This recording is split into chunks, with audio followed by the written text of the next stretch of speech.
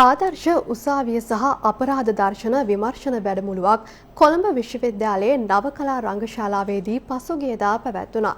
ඒ ජනාධිපති නීතිඥ යුආර් සිල්වාගේ සහ ජ්‍යෙෂ්ඨ නියෝජ්‍ය පොලිස්පති නීතිඥ අජිත් රෝහණගේ ප්‍රධානත්වයෙනුයි.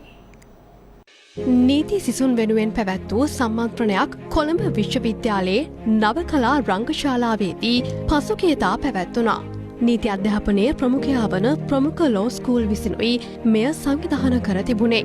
ජනාධිපති නීතිඥ යුආර් සිල්වා, ජ්‍යෙෂ්ඨ නියෝජ්‍ය පොලිස්පති නීතිඥ අජිත් රෝහණ මෙහි ප්‍රධාන දේශන සිදු කළා. මුලින්ම පොලිසිය අත්අඩංගුවට ගන්න පුද්ගලයා සැකකරුවෙක්. ඔව් අපරාධකරුවෙක් නෙමෙයි. ඊළඟට ඒ සැකකරු ඊට පස්ව පරීක්ෂණ පවත්වලා අර පොලිස් නිලධාරීන්ගේ සියලුම තත්ත්ව හොයාගෙන පැමිණිල්ලක් ගොනු කරන අවස්ථාවේදී අපේ නීතිය හැටියට ඔව් විත්තිකරුවෙක් බවට පත් වෙනවා. චූදිත විත්තිකරු නඩු විභාගයේදී සාධාරණ සැකයෙන් තොරව පැමිණිල්ල නඩුව ඔප්පු කළොත් ඒ වගේ අවස්ථාවකදී ඒ විත්තිකරු වරදකරු බවට පත් වෙනවා. convicted person.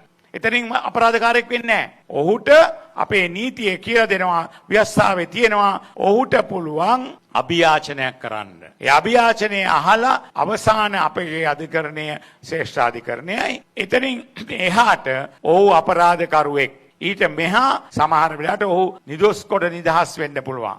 දැන් මේ අපරාධයක් කියලා ගත්තාම මේක බුදුන් වහන්සේත් කිව්වා චේතනාහම් භික්කවේ කම්බං වදාමි කියලා. මීට අවුරුදු 70කට ඉස්සෙල්ලා ග්‍රේෂන් විනිසුරුතුමා පෙරේරා ඉදිරිව මුණවීර නඩුවේදී මේ සිද්ධාන්තය අපේ නීති ක්‍රමය තුල හරි අපූර්වට පැහැදිලි කරා.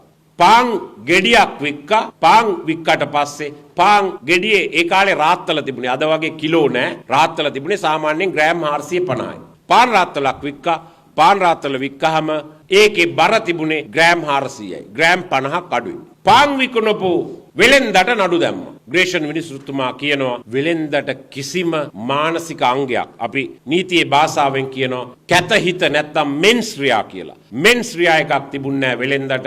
එහෙමනම් නඩු දාන්න ඕනේ පාන් හදපු එකාට කියලා. මේ සාවද්‍ය මනස සංකල්පය අපේ අපරාධ නීතිය පුරාම ගිහිල්ලා තියෙනවා. බුදුහාමුදුරුවෝත් අවුරුදු 2600කට ඉස්සෙල්ලා කිව්ව කතාවම තමයි මේ අපරාධ නීතිය තුල ගැබ් වෙලා තියෙන්නේ. මොකද්ද ගැබ් වෙලා තියෙන්නේ? නරක හිතක්, සාවද්‍ය හිතක්, චේතනාවක් තියෙන්න ඕනේ වරදක් වෙන්න. සොකෝ නිලධාරීන් විසින් අපරාධ ස්ථානයක් විමර්ශනය කිරීමේ ආකාරය සහ ආදර්ශ මහාධිකරණයක නඩු විභාගයක් පවත්වන ආකාරය පිළිබඳව මෙහිදී සිසුන් දැනුවත් කරනු ලැබුවා.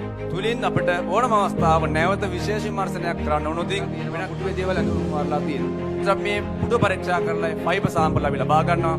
සැකකාරගේ ඇඳුම් අත්අඩංගුවට අරගෙන ඒවත් එක රජයේ රස පරීක්ෂණ යවලා ප්‍රින්ට් එක තුලින් සැකකාර අත්අඩංගුවට අරගෙන ඔහුගේ ප්‍රින්ට් එකත් මේ ප්‍රින්ට් එකත් එකිනෙක සංසන්දනය